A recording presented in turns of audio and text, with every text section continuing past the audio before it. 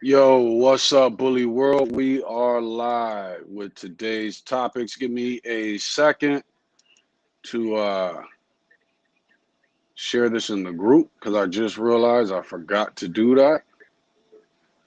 And today's topics, we will be discussing how to read a pedigree.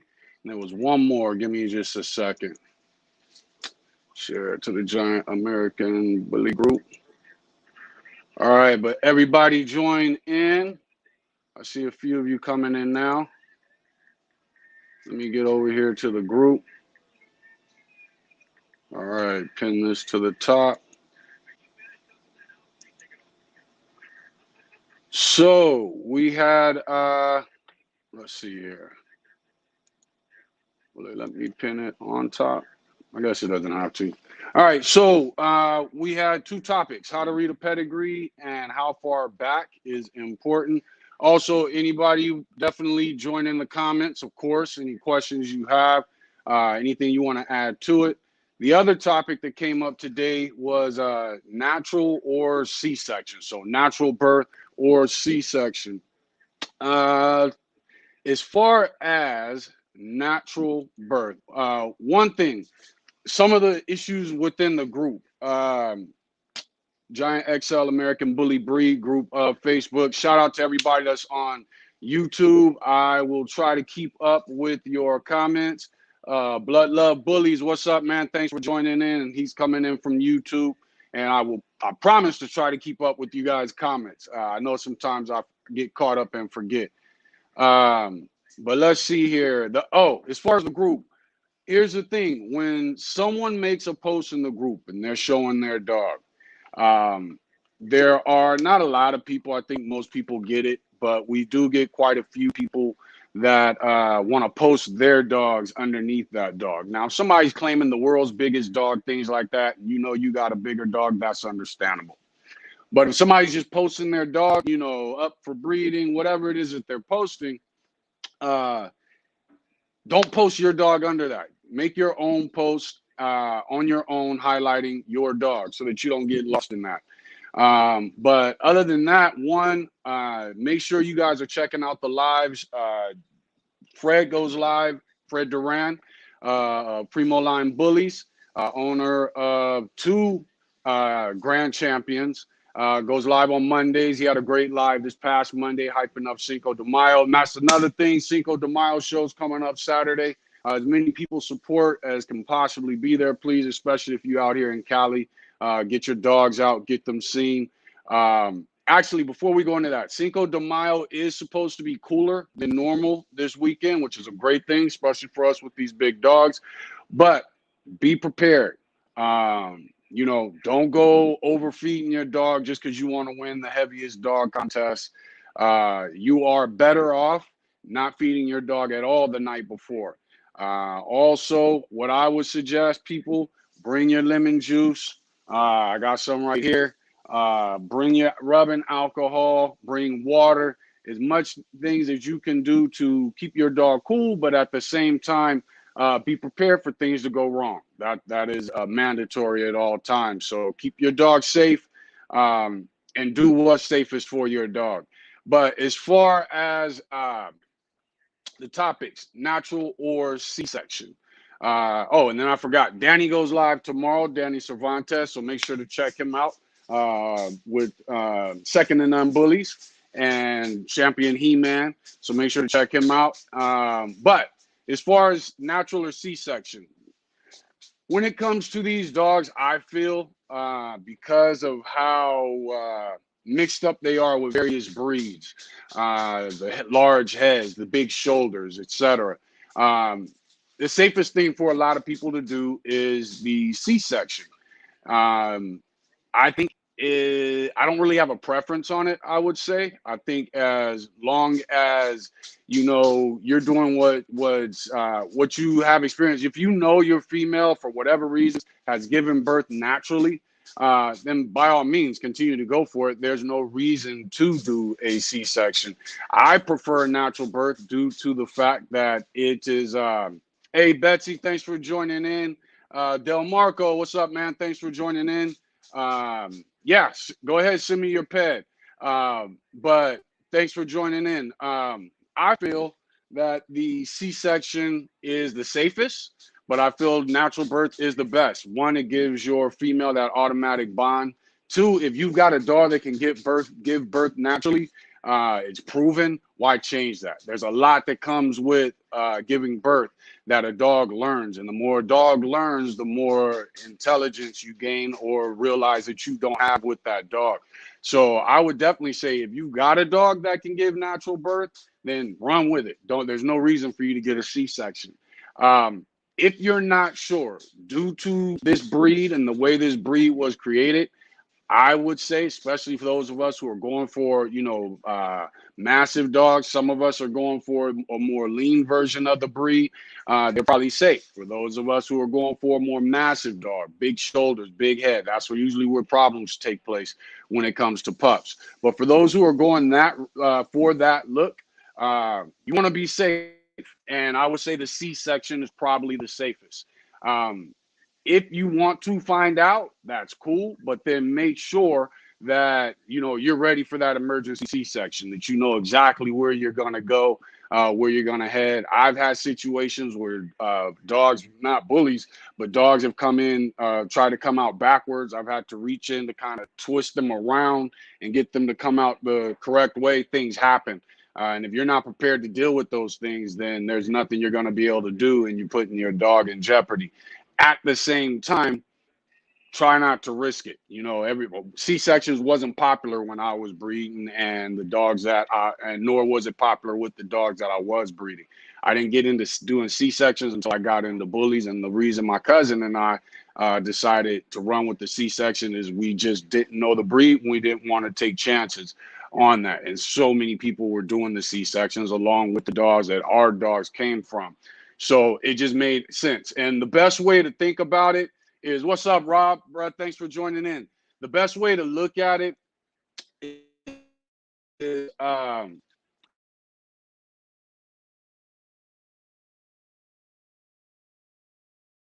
that she went to, mother had a C-section, then there's a good chance you can go ahead and have a C-section. You want to make sure those dogs are comparable. But if there's C-sections from either of the moms, I would say best thing my bad. If your dog's mother had a natural birth and the male that you're going to, his mother had a natural birth, then I would say you have a higher chance of being able to have a natural birth without issue. If there's a C-section from one of the two, you might want to stick with C-sections. And what you have to understand is we're breeding these dogs for mass with no concept of how their insides are. And also, unfortunately, with this breed, even when it comes to the temperament of these dogs, most people don't really have a true idea. They think lazy means good temperament. So it's the same thing with the insides of the dog. You may have, and just to kind of exaggerate it, you may have American Bulldog body and head, but at the same time, you've got a pit bull or an Amstaff birth canal. So you don't want to take a chance on that and put your dog at risk. So be smart. The C-section, I would say, is the safest. And if you can go ahead and get that done, that's probably definitely the best thing to do. Let me open this up and make sure I'm seeing all the comments. Looks like I'm catching everything. And then I'm also seeing my people on YouTube that I often forget about. So the next topic was how to read a pedigree. When it comes to your pedigree, what you have to remember is in breeds that are bred for aesthetics, it's about the look that you see. The most important thing is the dog in front of you. The question is, when you breed that dog, are you going to get what you see in front of you from that dog when you breed it? Now, the best thing you can do, let's see, Robert said I do C-sections is faster. I agree, it is a lot faster. Let's see here. But the best thing you could do on a dog that's bred for aesthetics is look at the dog in front of you. If you're breeding for working, the best thing you can do is look at the dog in front of you and how it works. With the temperament that you're looking for and the drive that you're looking for. So when it comes to an aesthetic breed, such as this American Bully breed, is look at the dog in front of you. That is most important. he or she is going to give you 50% of whatever you're getting from your pup. But he's got parents that played an influence on him, and they're also going to play influence on your pup. So the best way to break it down is you got the dog in front of you. He's 100%. You go back one generation, each of those dogs is throwing in 50%. You go back a second generation, each of those dogs is throwing in 25%. A third generation is throwing in 12.5% from each dog. The fourth generation is throwing in about 6.2, 6.3% of each dog. The fifth generation is throwing in about 3.1% of each dog. That's an extremely small percentage. So if you go to the sixth generation, you're looking at about what, 1.52, something like that, percent of the dog. Seventh generation, you're looking at less than 1%. You're looking at right around 0.5%. So when it's all said and done, that's what you want to think about when it comes to the dogs that are in your peds. Another thing you want to think about, there's a reason it takes 5 to 7 generations to create a breed. That means no matter what dogs I use, through 5 to 7 generations, I can achieve a whole new breed. There's a reason why it takes 5 to 7 generations to create a bloodline, which means no matter what dogs I use within this breed, within 5 generations, I should have my own look and my own temperament within this breed. Therefore, when you're looking at your pedigree, think about that. Whatever your vision is, whether it's the show ring, whether it's working ability, whatever it is, to create your own, you're going to need 5 to 7 generations for 2 reasons. That's how long it takes to get what you want, and that's how long it takes to lock it in, so that when you can breed, you can outcross and still push your look, still push your temperament. So when it comes to these pedigrees that we're looking at, and we're going to get into it because you go, of course, you got the paper hanging, etc. Study the breeds that were used to create this breed. We're looking at various mastiffs that went into it.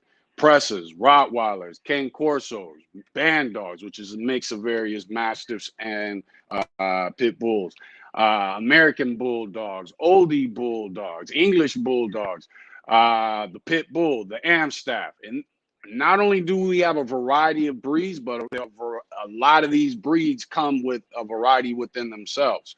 So you got to really think about that. Okay.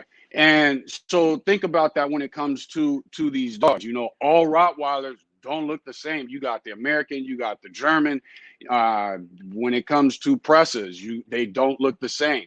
When it comes to Cane Corsos, you got those that from the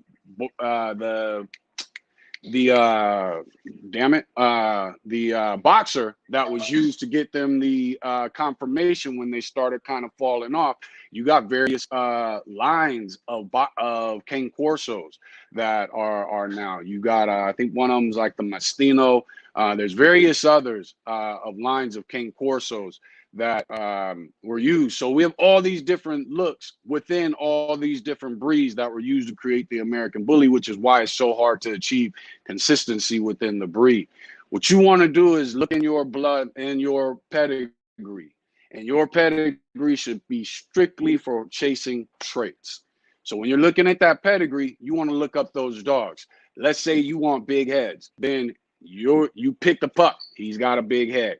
Or you haven't made a pick yet, but you know this is what you're looking for. Again, have your own vision of what it is you're looking for, so of what it is you want, so therefore you can figure out what it is you're looking for. If you want big heads, then you know you want a male and a female with a big head. You want to see that running through their traits. Here's the problem with a breed of so much variety. Let's say you get a pup, she's a female. She's got a medium-sized head. You think she needs a bigger head. So now you're on the hunt for males with large heads so that you can add. Let me check the comments real quick. Davey said, great explanation. Thank you, Davey. Rob said those numbers are very, very important. Andrea said, well, what do we have here? Me and Andrea have been going back and forth today. But so let's say you want large heads. And with these, you got a female, and you know, for whatever reason, she's got a smaller head. So now you got to figure out this male, and you found 5 males in each of that you like, and each of them has large heads. The very next thing you want to do is look in their pedigree and see how far back those large heads go. The question that came up today was how far back does a person really need to go? Why aren't the comments showing up on StreamYard? So I'm gonna keep trying to stay in tune with your comments.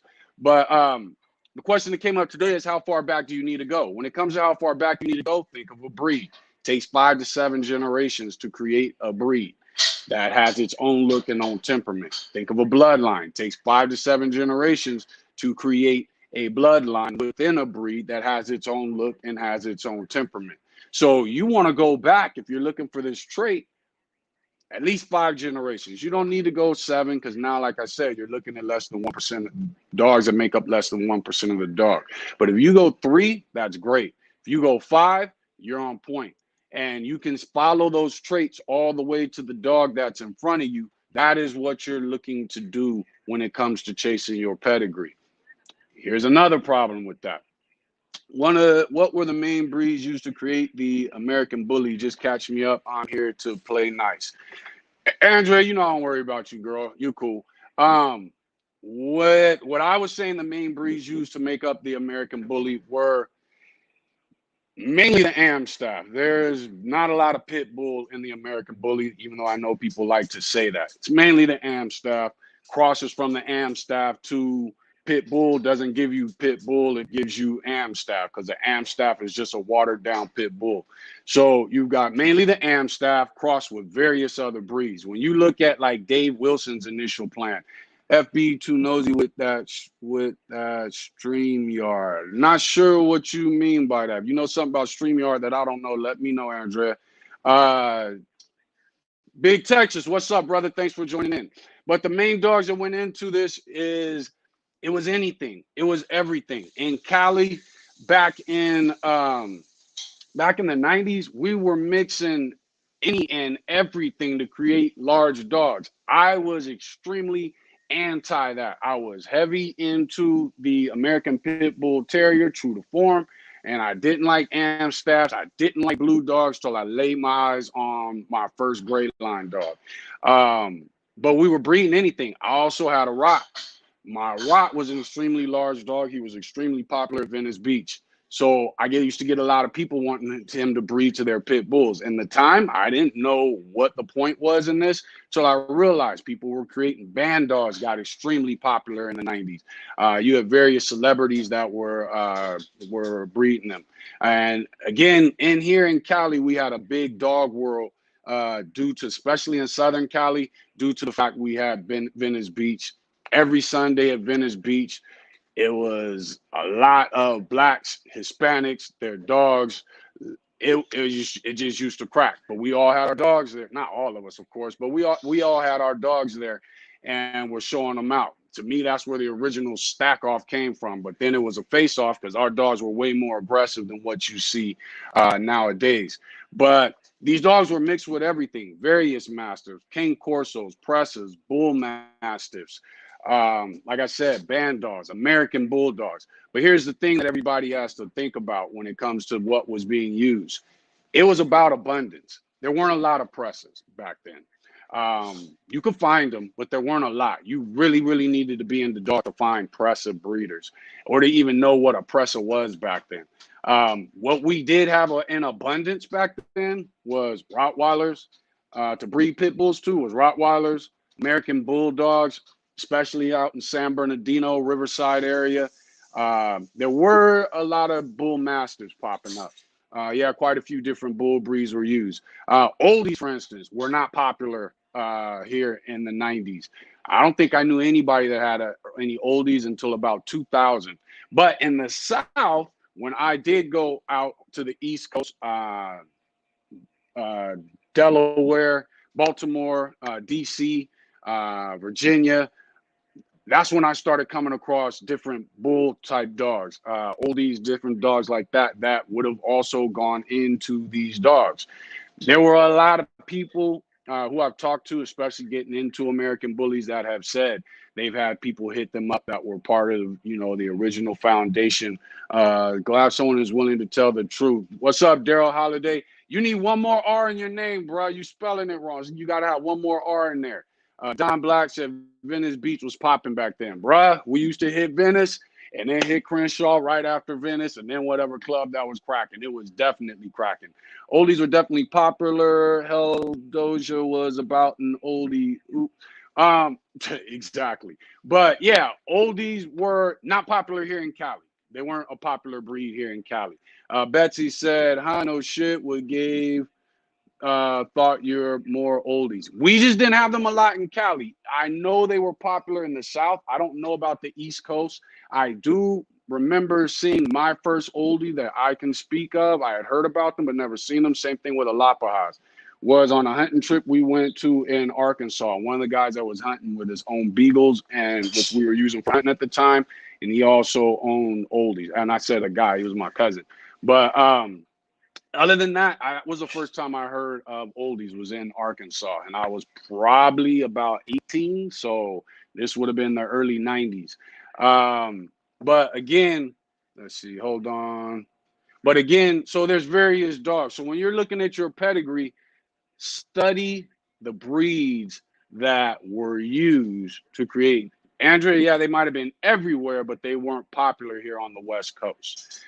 Even in like the far like suburban out in the sticks, oldies weren't popular because you had also you got to remember when oldies were created. I'm talking about the early 90s on into 2000s. I forget when oldies were created, but it was later.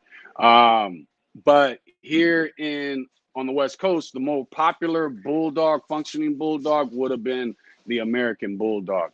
Especially I grew up Ohio, I saw oldies up there, then the Alapaha here in the South. Exactly. See, and we just didn't really have access to a lot of those dogs here in Cali. You know, they just weren't popular here in Cali. But other places, I'm sure they were. Like I said, the first time I remember seeing one was when I was young, and we went to Arkansas, but I was out of high school then. Going through high school when I was dealing with dogs, I never came across an oldie bulldog. I don't even, and I want to say I didn't never even heard of one early. Cali was American Bulldog and Rots, exactly like Robert's saying. When you were here in Cali, it was all about Rottweilers. It was all about American Bulldogs, and a lot of people didn't even know what American Bulldogs were, but they were popular here in Cali. In my opinion, they were popular. Some people might disagree with that. But again, you want to look at the dogs that went into your dog. So back to the initial topic. You want to look at the dogs that went into your dogs. You want the traits that you want to put into whatever your vision is. You want to see those traits in your pedigree for at least three generations. You want to see them. You want to see them coming through. Perfect example would be, you know, like we said, large heads. If that's what you're looking for, then you want to see those traits in your pedigree going back at least 3 generations. You're still gambling. And that's what the thing is with genetics. It's all a gamble. It's all a gamble. All you're doing and using your pedigree for is to increase your odds. Here's another situation or another problem. Most of us are coming across these dogs due to the internet. If you aren't able to or unwilling to travel for whatever reasons, aren't capable of, don't want to, whatever reasons, you're going to have to call people and you're going to have to ask questions. That is what we had to do. We got Cardi Bull came from Romania. King came from Texas. Lady Justice came from, I don't even remember where she came from. But all our dogs, I think the only one that really came from Cali was Kenzie. She's a El Toro daughter, but I think she's the only one that came from Cali, if I'm not mistaken. But you are taking a gamble. Daryl, let's see, Andrea said Old English Bulldog exists in the 1800s. The Old English, yeah, they went extinct, and Levitz brought them back in the 70s, I believe. I think you are 100% right with because he used American Bulldogs to help create the Levitz Bulldog, and then I know it branched off into another one. But yeah, the Old English Bulldog went extinct, just like the Old White Terrier, a few other breeds. And then all of a sudden we got to, it was probably about the 70s when he started Levitz. But like I said, I was born in the 70s, and they Old English or the oldie bulldog was not popular. Daryl said loads of folks in southern Miami, Florida. Lots of folks were crossing Amstaff and Scots type. Yes, bulldogs to the APBT and getting blues and grays, and they had hot blood in the early 90s. Exactly. Most people didn't have pedigree box dogs and wanted size. That's exactly 100% true. TTB Big Tech said Photoshop is a real big thing. Exactly. And that's why you got to pay attention to your pedigree. What nobody's going to do is Photoshop the dog that they're marketing and go back and figure out how to Photoshop the dogs in their pedigree. If they do, you're going to be able to get it from multiple sources. Tommy Real Dog Man Douglas, what's up, man? Thanks for joining in. Said if you don't want to take as high of a chance of, hold on, this just blocked me. High of a chance of failure, 6 generations back. I agree. 6 generations back, if I'm not mistaken, when we did the math, you're looking at about 1% of your dog. But the further back you go looking for the traits that you're looking for, the more accurate, or I'm not going to say accurate, the less of a gamble you are taking. So if you're looking for a big head, then you want to see that trait coming through each of the dogs that you're looking at. Is Zulu Nation, what's up, bro? People don't want to travel. It's crazy. I agree. People do need to travel for these dogs. And I'll be honest with you, I wish I knew then what we knew, what I know now when it comes to these dogs. I will admit that we did get a little lucky compared to what I've seen happen with other people. So I'll admit we did get some good dogs without having to put hands on their parents and everything. We did a lot of questioning, a lot of calling, a lot of talking to other people that the breeder didn't even know we were talking to get what we got. So I think we did the best we could have done with the lack of knowledge about this breed that we had at the time, because we had no idea. I'm used to dogs that structure is not an issue. Whereas when we started really learning the American Bully, we learned that, okay, we had to actually have a long talk and map it out, like which was better to go for, structure or temperament. And we had no idea. Once we got King, we kind of knew what direction we wanted to go from there. Then once we got Justice, we knew we wanted to double up on that with a similar temperament. Then that is why we got Cardi Bull. And then when we threw it together, so far, like I said, we got lucky. I love our production. They've now hit 10 months. We got another production that's about 6 weeks old right now. But I love what we got off of it. And I love the temperament that I'm seeing. I got enough experience with temperament that I can recognize things early. And I love what we're seeing, but I still have to admit we didn't touch these dogs. So regardless of what experience I have, how much I think I know dogs, I gotta admit, when it comes to the dogs we did get lucky, because it easily could have went south. Andrea said Jenny, New York, Amstaff Scott type bulldog, APD. Okay, Daryl showing me through Messenger one of his dogs. It's a nice looking dog. Hold on, Andrea. Jenny York said APBTs. I can't see the rest until this goes away, so give me a second. APBTs and Amstaffs are same breed. She said you don't want none. No, she ain't said that part, but it was funny.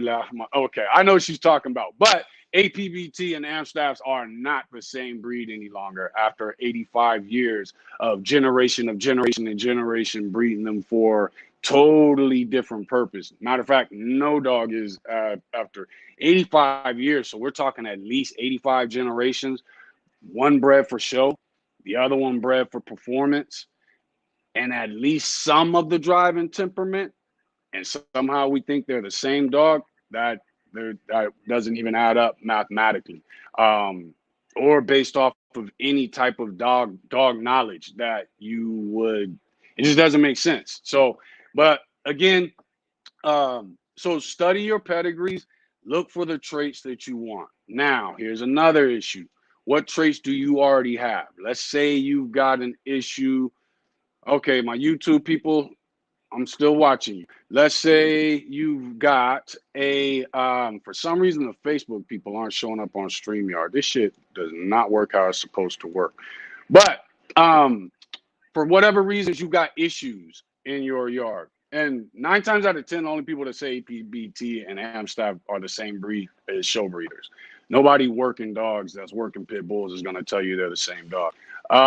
But you got flaws in your yard. You got or not even flaws, just traits that you don't have that you would prefer. Tommy said APBT, and Tommy Real Dog Man Douglas said APBT and Amstaff are 2 different breeds now. I agree. Let's see. Betsy said take Bay and Lincoln. Okay, with Bay and Lincoln, I'm assuming you're talking about traits that you might be looking for.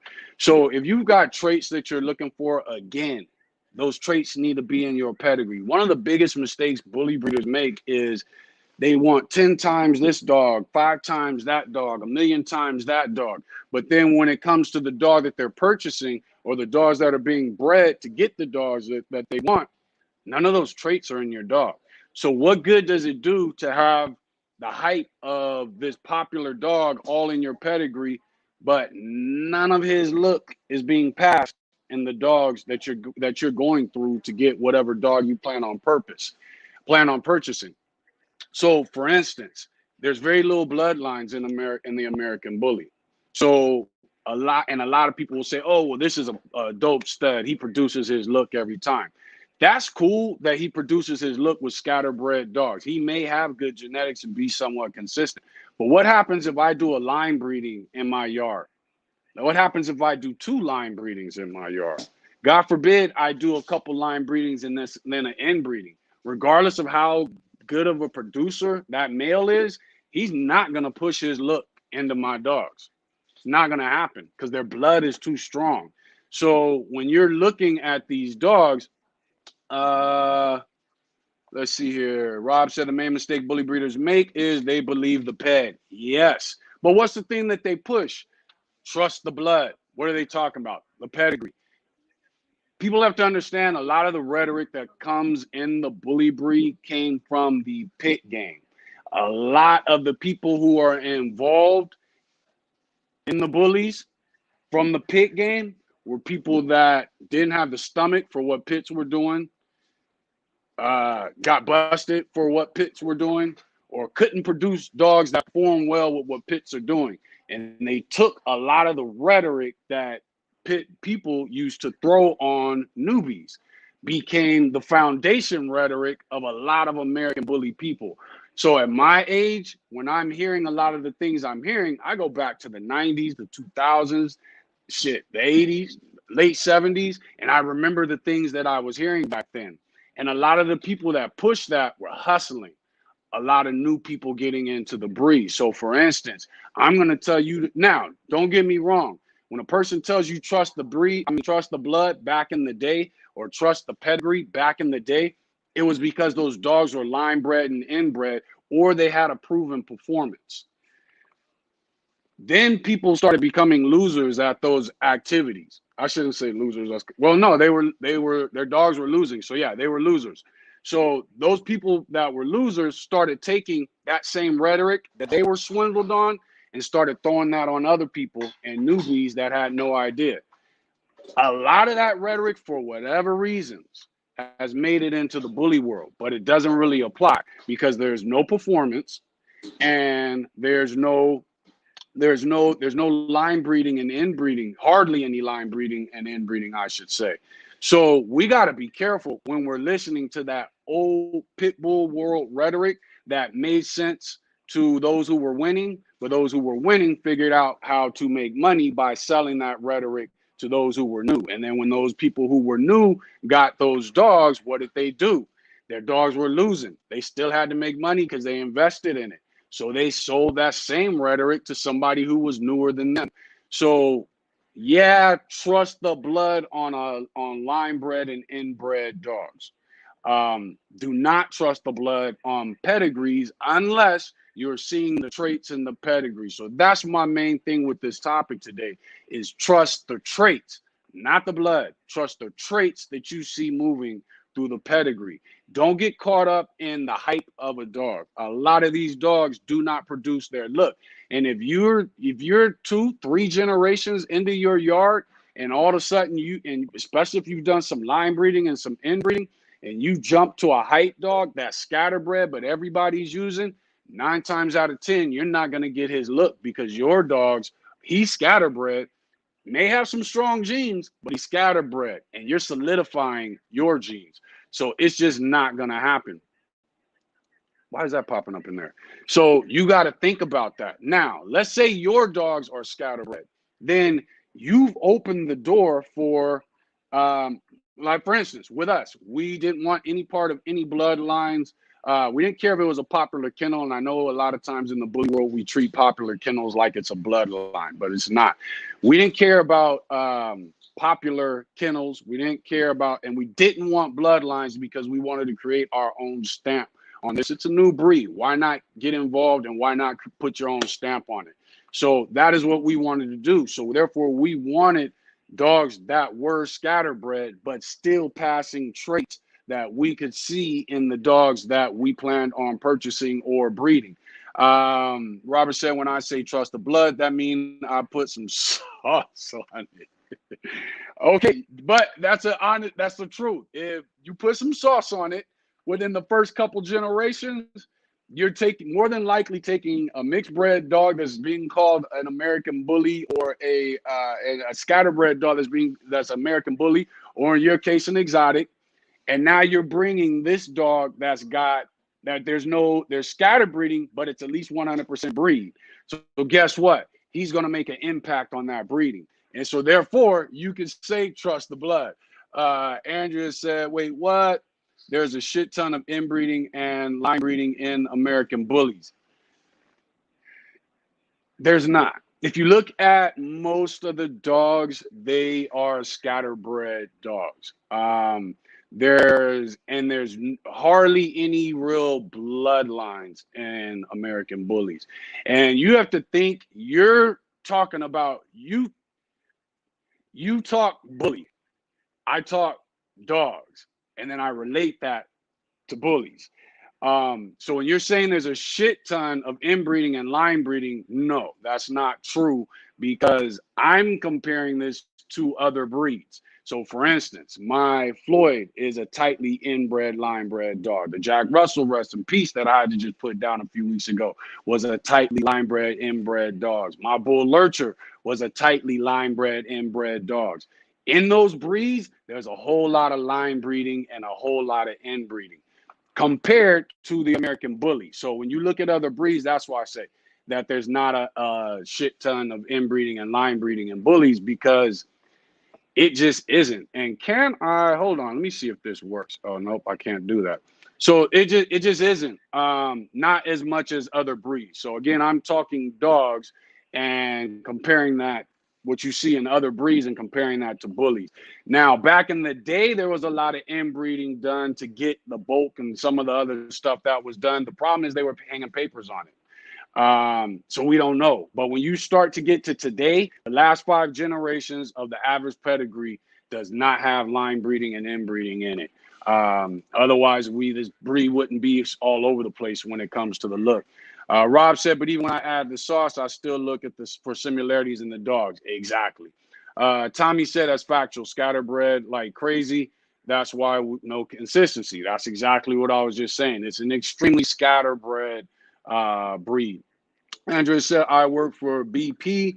Yes, there's a whole shit ton of inbreeding in American bullies. I don't know what to say, Andrea. There's just not. Look at the pedigrees of most of the dogs, and there's not. In most breeds, the majority of the dogs have line breeding and inbreeding going on. The majority of breeds have bloodlines. If there's a shit ton of line breeding and inbreeding in American bullies would have more bloodlines rather than popular name stud lines and popular name kennel lines.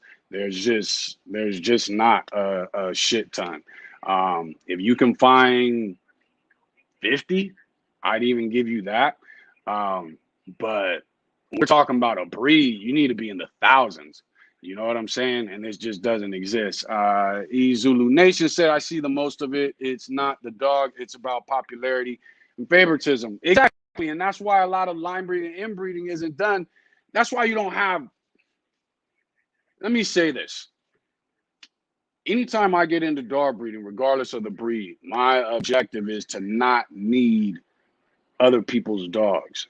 For whatever reasons, when it comes to the bully, people are chasing other people's dogs. And I think the internet has a lot to do with that, because of the hype. You know, this dog's popular. I'm 3 generations into my breed. I could 2 to 3 more generations, I could have my own bloodline. But I saw this dog and everybody loves it. So now I'm bringing it into my fold and I'm going to breed it. Well, you just messed up. You creating your own bloodline. Yo, Danny, what's up, brother? Thanks for joining in. Again, y'all, make sure to check out Danny on Wednesdays. He goes live in the group, so make sure to check him out. But there's just not a lot of line breeding and inbreeding done in this breed. And that is why the breed is so scatterbred. It's like was told to me when I was young, and hopefully I say this right. Bloodlines bring consistency. Bloodlines bring consistency consistently. That was something that was planted into my head when I was young, because those people who entrusted in me at a young age what I was going to be doing wanted me to understand that I need to aim for a bloodline. If something went wrong, then cool, I'll go to the other yard. And if I can get what I need from another yard that is a hyped up dog, then that's even better. But if I'm not getting what I need from that hyped up dog, then I'll go to the unheard of dog to get what I need in my yard. Hopefully it's already in there, especially if I'm talking about create my own bloodline. But we are not going to get consistency in this breed until people learn to read their pedigree and understand the value of a pedigree, outside of the hype of various dogs that might be in your pedigree. Like I said, it does me no good. Fred Durant, one of my favorite dogs, is Dooley. It does me no good to talk about Dooley, my puppy being 10 times Dooley, but when he hits 6 months, a year, he don't look nothing like Dooley. And that's what a lot of us in this breed are getting sold on. My dog is 10 times this, 90 times that. But does my dog look like that dog? We got to think about that. You know what I'm saying? Everybody's got to think about that, because until we start thinking about that, there is not going to be consistency. Let's see. Mitchell on YouTube. Thanks for joining in, brother. I said, I like studying the offsprings from a stud, damn, and see how they produce differently or consistently. Hotep Kendalls, thanks for joining in, brother. That's the YouTube people joining in. Mitchell, I agree with that 100%. It's just so difficult to do nowadays because we're getting dogs from places that we're miles and miles away from. But if you can look at the offspring, let's say I got a dog in my pedigree, love everything about him. His traits aren't necessarily being pushed though. The traits in his pedigree are kind of questionable. But for whatever reasons, his offspring constantly kick his look for whatever reasons. And this is a dog that just reduced my percentages or increased my percentages for the gamble I'm about to make when I do my breeding. So like Mitchell said, yes, you definitely, if you can look at offspring, dogs that are being produced, you definitely want to do that. Because that's going to let you know. Now you don't even need the pedigree. You can look at all the offspring, but make sure you look at the female. So again, if I'm looking to breed dogs with big heads, and this dog that I like with a big head, his offspring always came from females with big heads, but I don't have a female with big head, now I'm taking a gamble, even though I've seen all his offspring. So you got to look at that. Look at the offspring. Look at the female that he bred to get those offspring. If I can find 3 females with small heads that this male with a big head bred to, and he kicked out nothing but big heads, that's the one I want, because you know he's pushing his look regardless of their look. But if he's constantly going to females with big heads, Who's to say that the head didn't come from the females of those pups I like? We got to really look into it. I see, let's see here. Jump and look at these comments. Zulu Nation said, I see that most of it is not dog. It's about popularity and favoritism. It is. And that's why there's so much inconsistency, because a lot of these dogs that are popular or our favorite dog don't really produce their look. And we get popular studs confused with true studs or producers. Rob said, I will only breed a 50-50 to a scatterbred dog, and the 50-50 has to already be in my program.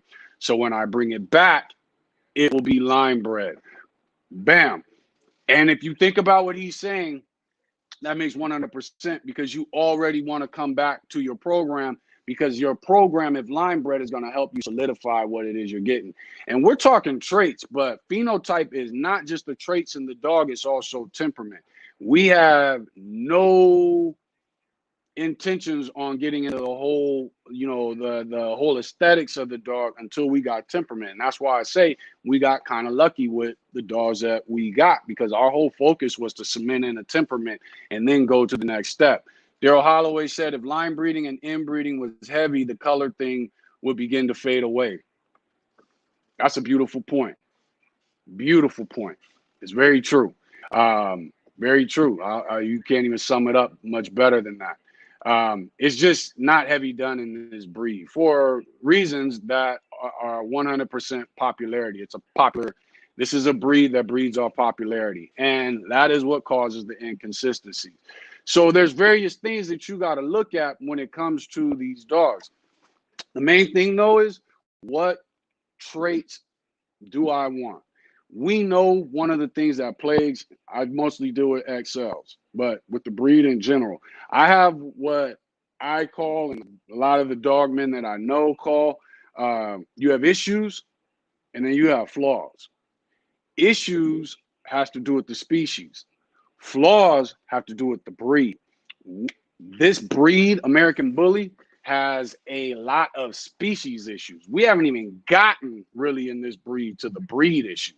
It has a lot of species issues. We know, especially with the XL, one of the things it's plagued by is high rears, stiff stifles, weak pasterns. There's no excuse for weak pasterns being pockets and all these other dogs. That's just bad breeding.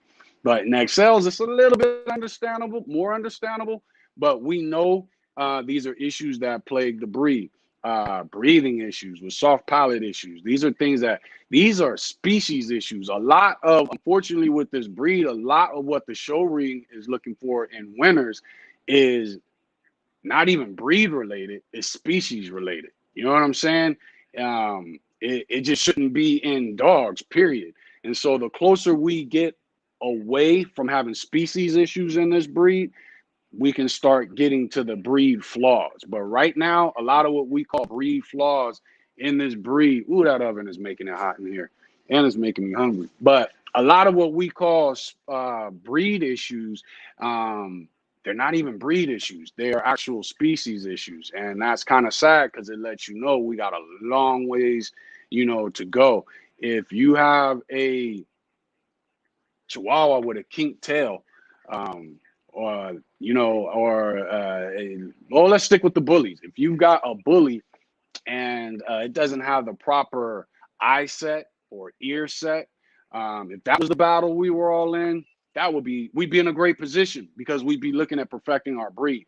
Right now, the American Bully is really struggling to perfect a dog.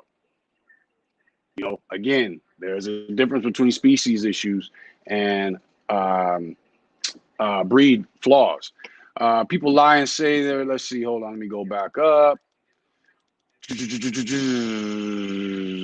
Let's see. If line breeding and inbreeding, Daryl was right on that. Betsy said, now you stick to that with temperament.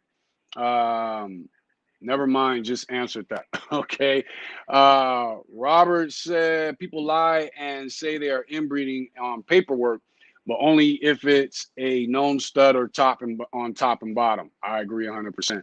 Andrea said, no, it's not understandable. No class should get a pass for structural defects. I agree. I'm not saying that they should get a pass. What I'm saying is if is that this breed there are things that are breed issues that I would say not in the show ring. You're a show ring person. So in the show ring, there's a lot of dogs that get ribbons and trophies that should not be given anything. They shouldn't even be allowed in the ring because they have species issues. Now they just have breed flaws. Needed a little work on their pass turns. Eye set was a little too close together. Now that's not good either because then a lot of times you're looking at Down syndrome. But the eye set wasn't correct, or the eyes weren't almond, they were circle, from the bulldog in it, or ear set wasn't correct. The tail wasn't like a pump handle like it should be with this breed. Those would be breed issues. They wouldn't necessarily be health issues, and we wouldn't be as a breed in that bad of a situation. And that's what I mean about understandable. The problem with this breed is, again, we don't just have breed flaws. We have species issues. We have dog issues. We have dogs that can't breathe correct and should be able to breathe, but they're winning. That's a problem, and that's something that we as breeders have to all come together and try to correct as soon as possible. Let's see. Is Zulu Nation said, like Merles, I feel like you should stick with your type of dog so that when whatever is popular fades or passes, your name is still good and you can have an identity. 100% I agree. Every breeder is jumping in whatever is popular instead of building an identity. 100% I agree with that. 100%. Andrea said it's a shitty breed. It's shitty breeders issue, not a breed or species issue. No, shitty breeders are a breed issue. It just is. And a shitty breed is a species issue, has species issues. So, and there's a lot of shitty breeders in this. And how should I say this? This breed has shitty breeders in it from jump. We know Dave Wilson knew the angle he was going. We know cats, whether they like each other or agree or whatever. We know John Easterly is another person, knew what he was going. I can name a handful of others, but there's a lot that went into this breed that was shitty breeders, and that started early, and it continued all the way into today. Unfortunately for the breed, the internet came along, and the internet has ruined every form of art that there is, from music to breeding to paint, whatever it is, because as long as I have the ability to make it popular, then it works. It gets bought and it influences. So that's another uphill battle that this breed is against.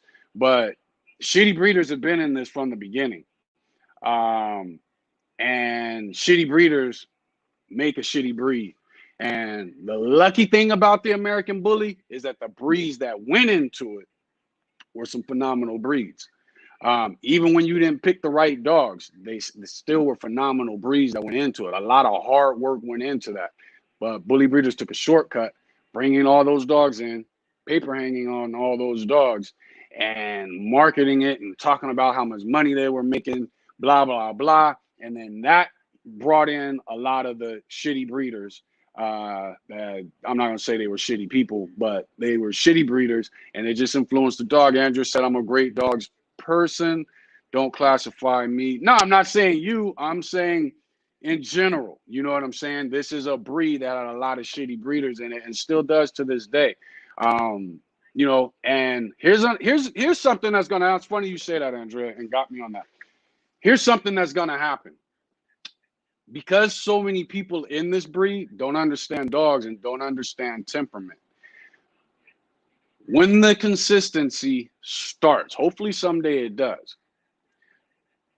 we have skipped temperament when it comes to this breed.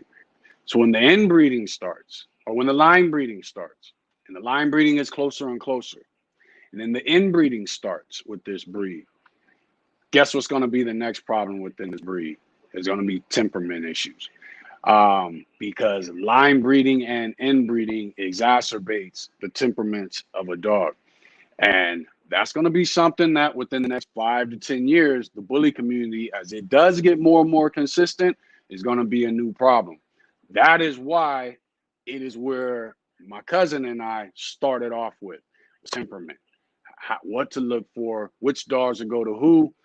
We got dogs that we purchase and we're not going to be using them because if you call it a waste of money, it was a waste of money, but it wasn't a waste of money because we learned not to use that dog. Dog looked great, had a lot of what we could use with our dogs that we have, but the temperament was off. And two of them I can name. One of them was just a little too hot. Um, but it was, I'm not even going to say hot. It was a hyper dog. I don't like hyper dogs. I like dogs with high drive, but when it's time to sit down, you need to be able to sit down. And this was just a hyper dog. So we didn't want it. Dog looks great though. And it has traits that we could actually use, but we're not going to do that because we don't have our temperament. We got it pretty close to what we want, but is still not at a point where I would bring that dog into the fold. We got another dog, just has had no drive whatsoever, to the point where I would say the dog was done. We're not using that dog. We gave it away, and we stuck with the dogs that we have. So our plan was to use our breeding with 6 dogs. We got what we needed out of 3. And those are the dogs that we're sticking with. We never purchased the 6th dog, though. Let's see. Rob said the problem is not the breed. It's the people. People think because they show dogs, they know dogs, and that is false. I 100% agree with that. Let's see. Andrea said no dogs with defects should ever be winning, but they do.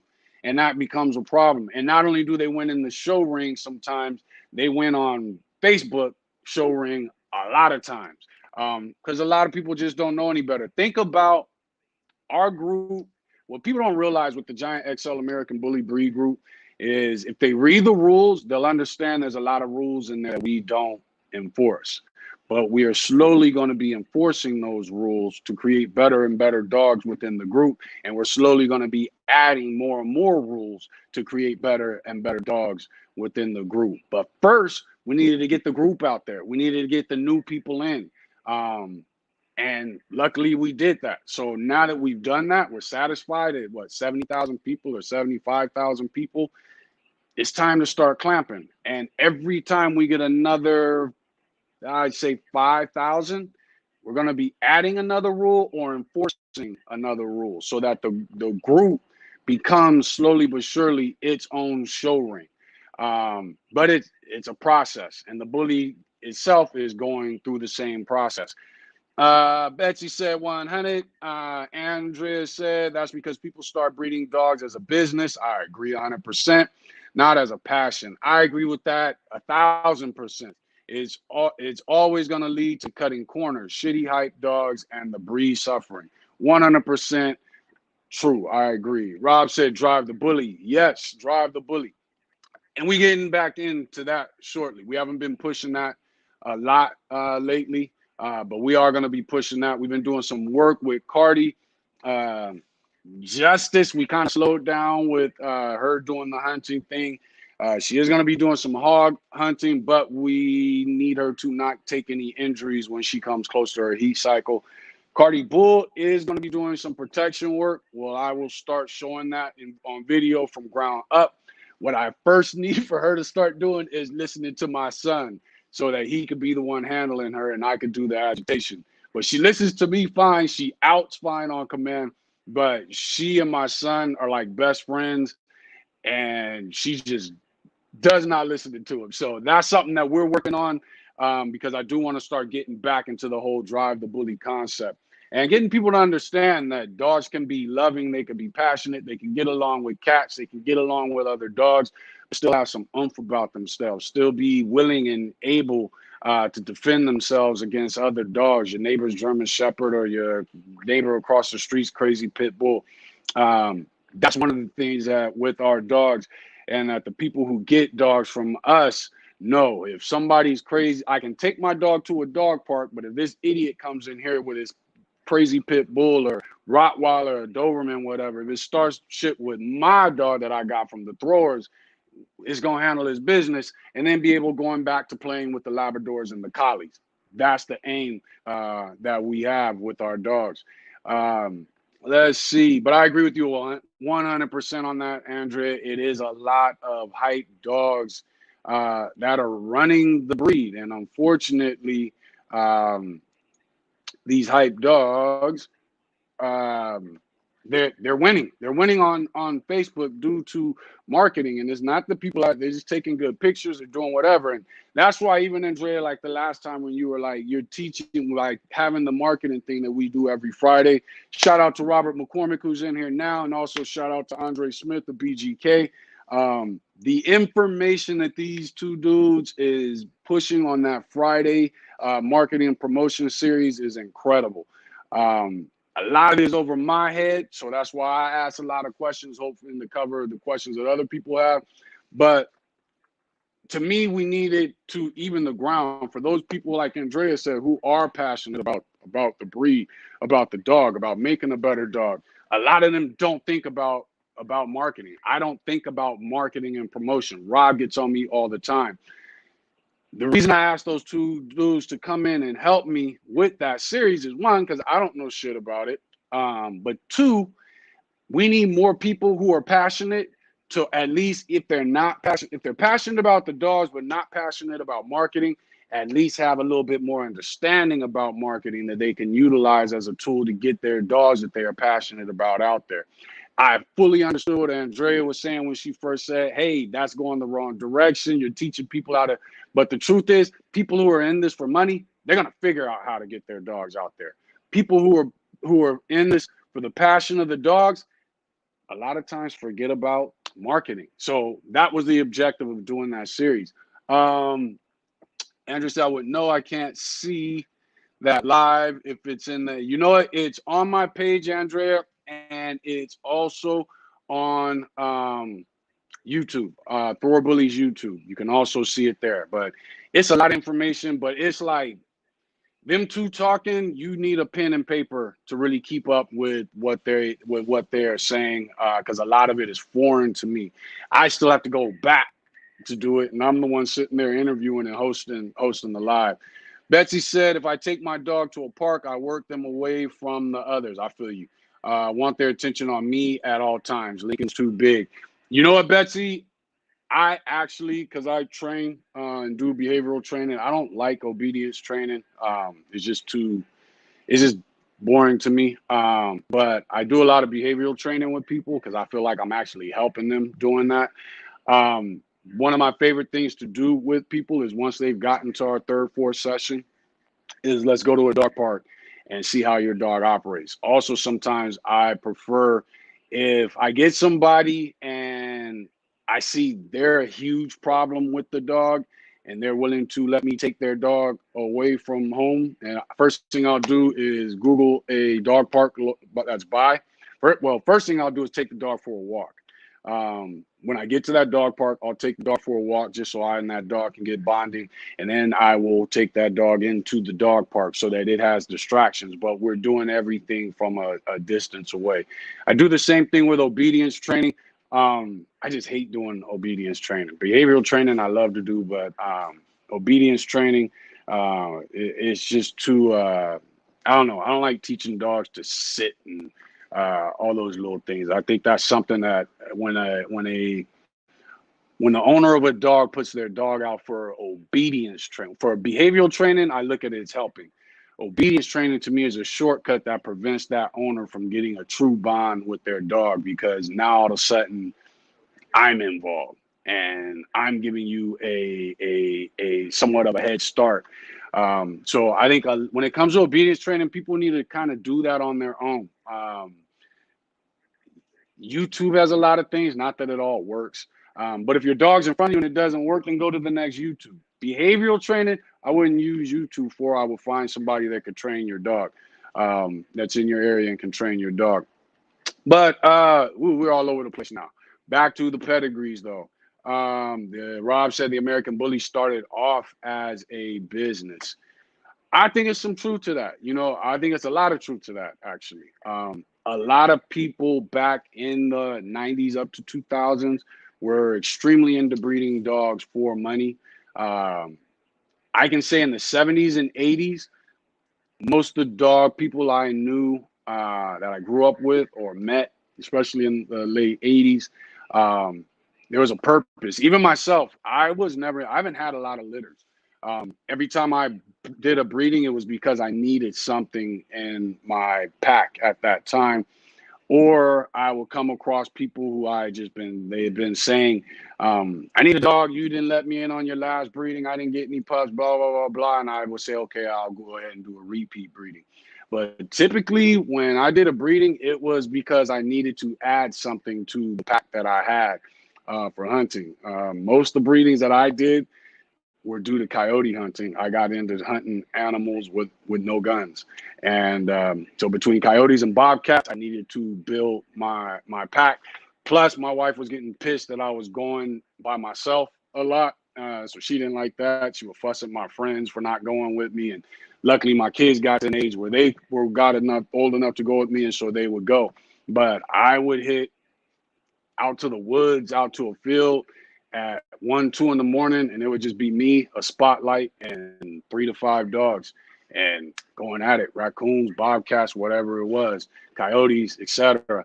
But I think we got to get back to that passion for these dogs, and it doesn't have to be working dogs. It can be aesthetics. I want to create the best American bully possible, and if you're going to do that, you need to use the show ring to prove it. And there's a lot of people have this thing that I'm an anti-show ring, and that's not true. I just know the weaknesses that come from the show ring and how they have to be ignored. Those some of those things have to be ignored when it comes to your dogs. But if you stick to the written standard, read it for what it says, not somebody else's interpretation, you can get a great show dog, a great dog that fits the written standard. And then you just keep working on those flaws and tweaking it. But like I said, the bully, we got people working on breed flaws when we haven't even gotten rid of the species issues and flaws. Betsy said, if I take my dogs to a park, I work them. Okay, I read that one. Where else are we? I wish I knew someone in North Carolina that hunted. Bailey would love it. It was difficult for me when my family is mostly from Oakland, the Bay Area. So when we moved to Southern California, it was difficult for me to find, and my dad, well, luckily I have my dad, so we could go hunting. When I started hunting and getting into hunting the dogs, especially by myself, my dad would go with me, my sons would go with me, but there was a lot of times where they couldn't.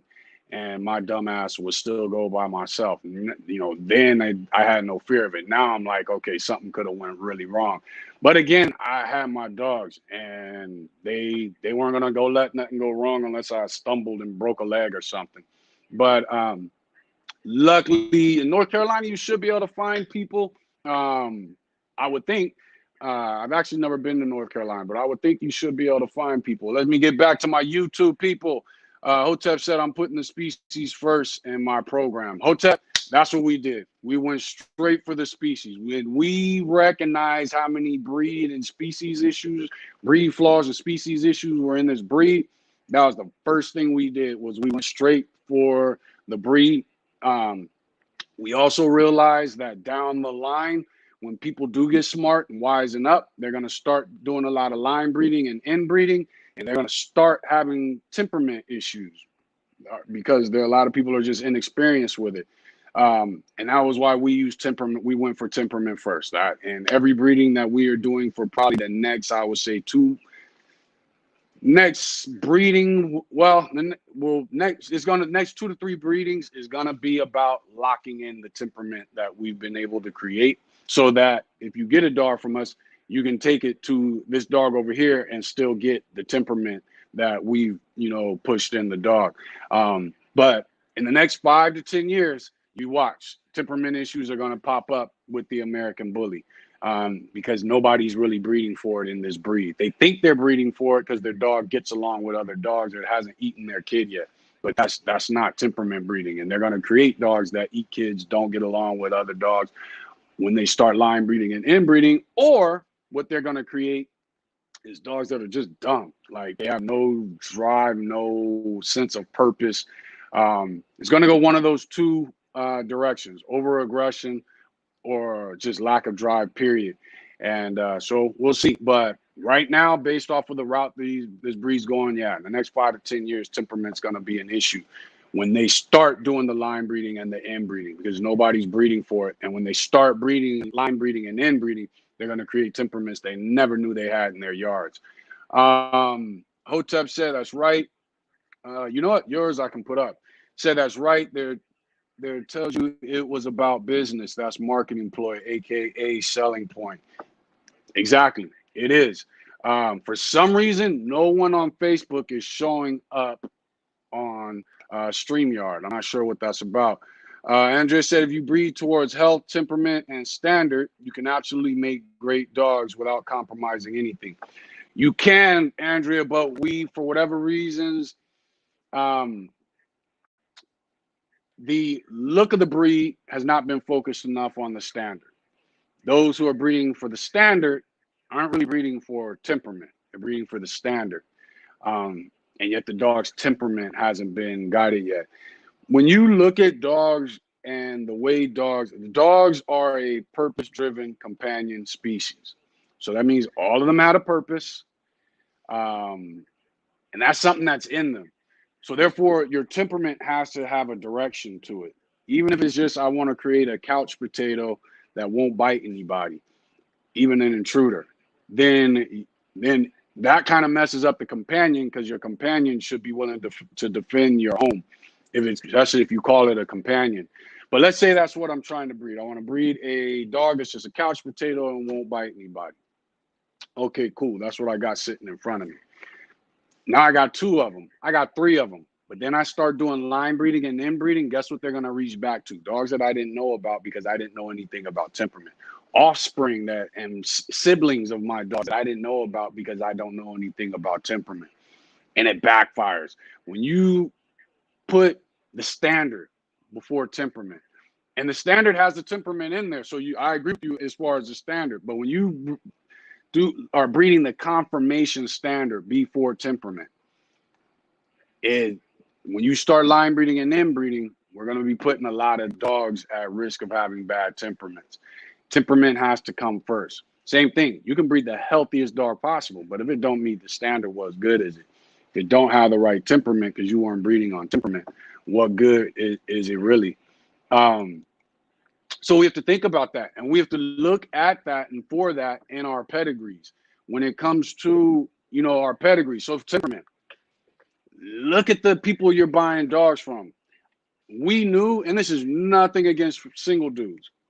I'm married. I got 3 kids. I got other dogs. My cousin's married. He's got kids. He's got other dogs.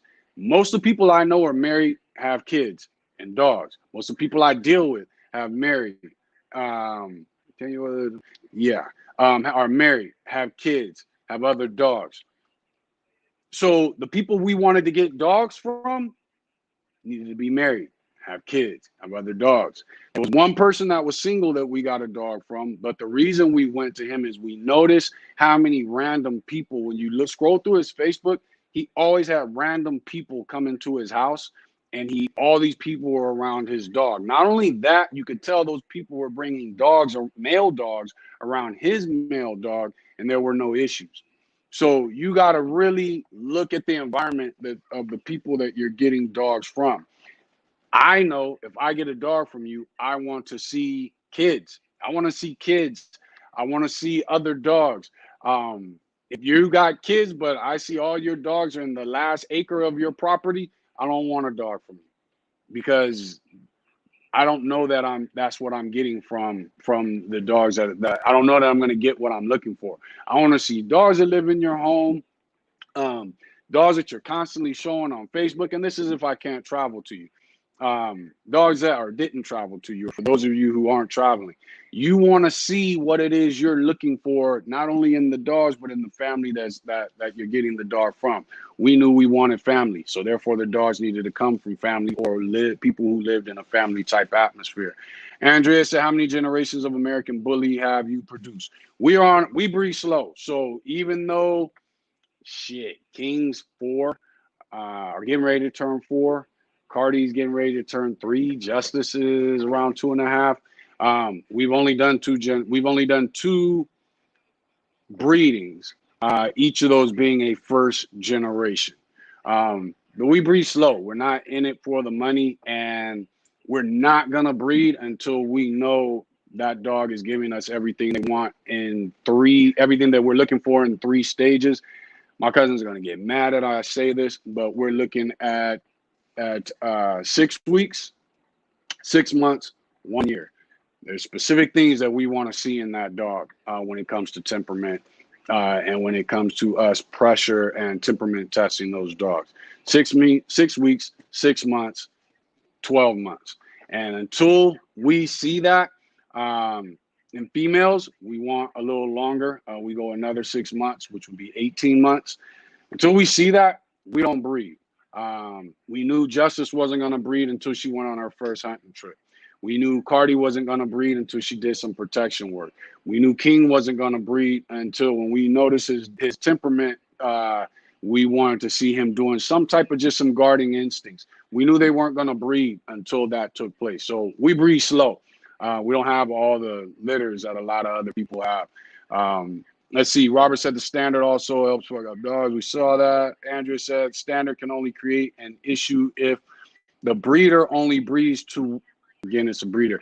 It's all a breeder issue. None of it can. I agree with you, Andrea. None of it can be blamed on the dogs. The dogs have no control, of this. And if they bred themselves, we may not have the breeds that we want because they'd be mixing and matching, but through nature, they will create better dogs than what we're doing. American Bully Mini Mr. CUT. What's up, bro? Thanks for joining in on YouTube. Yeah, it is a breeder issue, 100%, not a dog issue, but a lot of the breeder issue does come from we're more caught in the hype than we are in what's in the pedigree in front of us. We're not calling people who've gotten dogs from this guy 4 generations back in my pedigree to see what they thought. We're not Googling that dog or searching for that dog on Facebook to see what we can see. That is a lot of things that we did. We went 7 generations, but our real focus was on 6 generations. And every dog in the pedigree, we took the time to search it on Facebook. Some we found, some we didn't. We tried to find people that we could contact, ask questions. Did they have a high rear? Did they have a sway back? How was their tail? Were their breathing? What were you doing besides just the dog being at home? How did they get along with other dogs? How were their pasterns? What did you feed them? Another alarm for us was people who strictly fed raw. A lot of times people who strictly feed raw have allergy issues. I personally want a dog that can eat pedigree, Old Roy, Gravy Train. I don't think they make Gravy Train anymore. I don't want a dog with allergy issues. So I want a dog that can eat anything that all my dogs ate 10, 15, 20 years ago, 30 years ago. You want to think about that when you're going through your pedigree and you're talking to these breeders. Ask these questions. What do you feed? Oh, I feed raw. Why? It's better for the dogs, give them a prettier coat. Okay, but does your dog have allergy issues? Have you fed your dog grain? I would never feed my dog kibble. Well, then I can't fuck with you because I need to know that this dog can eat regular food, regular dog food. That's why they call it on the bag. It says dog food. I need to know that you can eat it without issues because if you can, then I know your immune system genetically is better than a lot of these dogs that are just on raw. Now, once we knew, a lot of you know, I took Cardi when she was 6 months old and I put her on nothing but pedigree just to see what would happen. I didn't include anything. It was strictly pedigree. She did fine. Guess what? We knew her immune system was straight. The same thing we did with Justice. Guess what? We knew her immune system was straight.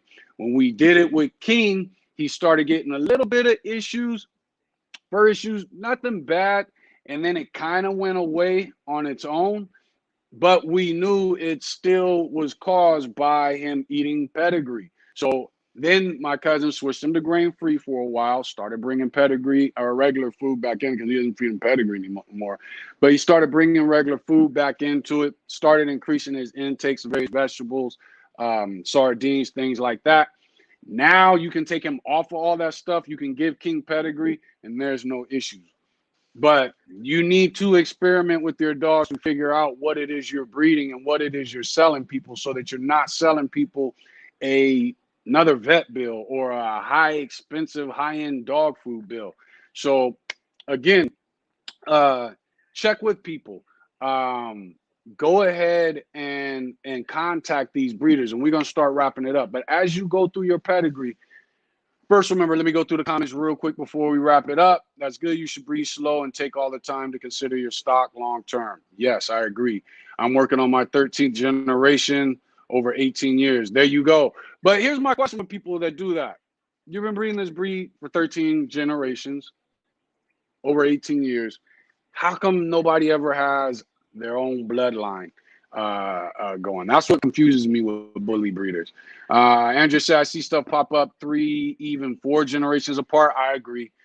Traits like dominance versus confidence, things you can't just breed out like physical traits. You can breed them out if you know the difference between those drives. A lot of times we trump up. When I think of temperament, I think of what most people think of as a body of a dog, the conformation of a dog. When I think of the toes and the legs and the angulation and the tail and all these other things, I look at temperament the same way when I'm looking at each of the drives.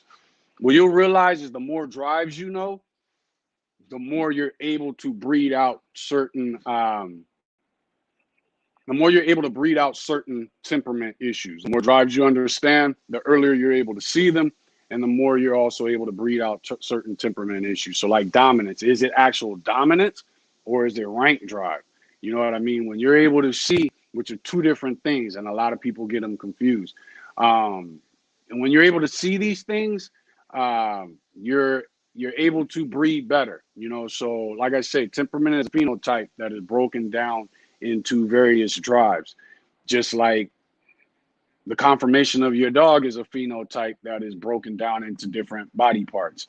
Andrew said, if your dog can't eat old Roy kibble, your dog has issues. They shouldn't pass on. I agree, but a lot of people are never going to know because they're just automatically going into raw feeding because they're not aware of it. And that's why I say, when you go through your pedigree, contact as many people as you possibly can, whether it's the breeder. First thing I would do is Google the dogs that you see in your pedigree. If you can't find them on Google or YouTube, then Google them on Facebook. See if you can see some pics. See who shows up as purchasing one. Read those people's comments and things like that that are showing those dogs. Try to contact people through Messenger that are affiliated with these dogs so that you can ask as many questions about their temperament, their structure, and these things. And then and the more you call people, the more you're going to be able to tell when they're lying to you. You want to get to the point where the things that you are looking for in the dogs that you are breeding are being passed through these pedigrees. And it's just about vouching, because you can go fly to every dog you see and every dog you want, check out that dog in person and still get it wrong. So you need as much info as possible. Andrew said, I have my own blood. I just don't claim or advertise it. I feel you. It's mine for me to keep track of in my program. I feel you 100%. And the thing is, with her saying that, what that enables her to do by having her own blood in her own yard, meaning that she's been line breeding and inbreeding for at least 5 to 7 generations, she's achieved a look, hopefully a temperament within her yard. So if she does want to add something, she can change that look a little bit, but more than likely push her temperament through that, especially if she goes to a scatterbred dog that she likes and has a pedigree that's pushing the same traits, even though it's scatterbred. So it gives her the ability to do what she wants and maintain her personal look and her personal temperament with the dogs. Betsy said, Bay is high rank drive, almost alpha. Yeah, I feel you. Hit a 5 for sure on that live you did. Okay, I know exactly which live you're talking about, where we were talking about the various drives in the dog. And so that's something you have to watch. Rank drive is something that you don't want in the American bully. You also don't want it in a protection dog because you're giving it an outlet. It's got a high rank drive and the dog needs to be able to come home. And you also got to think, does he have this rank drive with dogs, or is he able to separate that from people? If he has a high rank drive with people, high dominance with people, then that's not a dog you want for protection. For protection, you want a dog with low rank drive, low dominance drive, but just has a good prey drive and is willing to do whatever it feels you want it to do. High purpose drive, high prey drive. Let's see. We're gonna wrap this up. Why did that shut down? And just say I see my stuff pop up even 4 generations, traits like that. Okay, exactly. Um, Back to my YouTube people. Putting the species first in my program. I agree 100%. Let's see. Tuxedo Pit Bulls, thanks for joining in. I've been a breeder for over 30 years, 15 with Pit Bulls. I watch Raul and you and a lot of breeders because you can never be closed-minded to knowledge. I agree 100%. And thanks for watching us. I just purchased a bully pup. All right, so here you go. Welcome to the bully game. But thanks for that, Tuxedo. Continue tuning in. And let's see, Ashley Hernan on YouTube said how I missed this one. I needed this. It will still be on YouTube. I do not delete it. So you'll be able to go back and you'll be able to see everything. But I'm going to go ahead and log off of here. My wife is giving me dirty looks. Let's see. Betsy said, no, not all with people, just needs to be first. Got you, Betsy. And if he's that way with dogs, but not people, that means he gets time and place. That means there's intelligence, there's thought going there. So you just want to water that down with the dogs that you breed to. And you know you want them to be not submissive with other dogs, because no dog should be submissive to another dog, but you know you want to take him to a dog that can go to the dog park, because you're going to get something in between based off the dog that you pick. That's what you're looking for. Other than that, we're going to go ahead and get off of here. So again, when it comes to pedigrees, most important is about 5 generations. You can get what you're looking for, see that moving through your pedigree through 5 generations, you're good.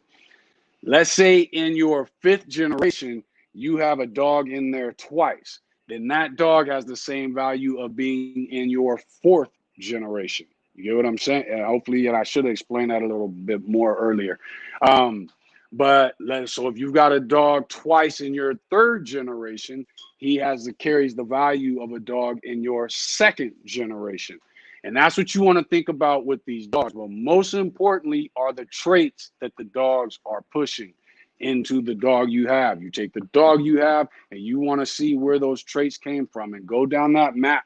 And you need to go about 5 generations, because even though that 5th generation, I think we said, about 3%? It is. That 5th generation is only about 3%. It's still a crapshoot. So it's very easy for that 3% to show up, especially if any of those dogs in that 5th generation have something in common. So that's what you got to think of. So even though they're each only contributing 3%, if 3 of them have small heads, then now you just increased that to small heads by 9% in your breeding. So get what I'm saying? So pay attention to the traits you have. What percentage they're pay attention to the generations and the traits passing through each of those generations. And be willing to try to do whatever it is to contact people that you can find on Google or Facebook that have had anything to do with that dog. And the best way to go about doing that is searching that dog and searching that breeder and searching that kennel. Look on Google, YouTube. Hopefully you can at least find it on YouTube. One of the things that we were cool with about getting a dog from DDK is the dog was directly off Kobe. We loved his temperament. She's a granddaughter of the Hope. We love Hope's temperament. So it was easy. Most people don't have a million videos like Marlon from DDK9 does. So you got to think about that. Andrea said your cousin is going to be giving you dirty looks to tell him. I said, but other than that, I'm going to go ahead and get off of here so I can get some things handled. Thank you guys for joining in. Tune in tomorrow. Danny Cervantes of Second to None Bullies will be going live. So check him out. Also, Thursdays, we cancel the XL Bully Showcase. We're going to be doing that once a month so we can kind of build it up and have more in it. And then Friday, we'll be back into the marketing series. We did YouTube. I think we're going to be discussing websites this Friday. So make sure you tune in for that. And then Saturday is the big Cinco de XL Bully Cinco de Mayo show. I shouldn't say XL. It's USBR Cinco de Mayo show, but it's big for the XL dogs, and it is big for the double XL style dogs. So before we do that, I might do a random live discussing XLs and double XLs. But other than that, keep tuning in, and everybody, thanks for joining. Now, how do I get out of here?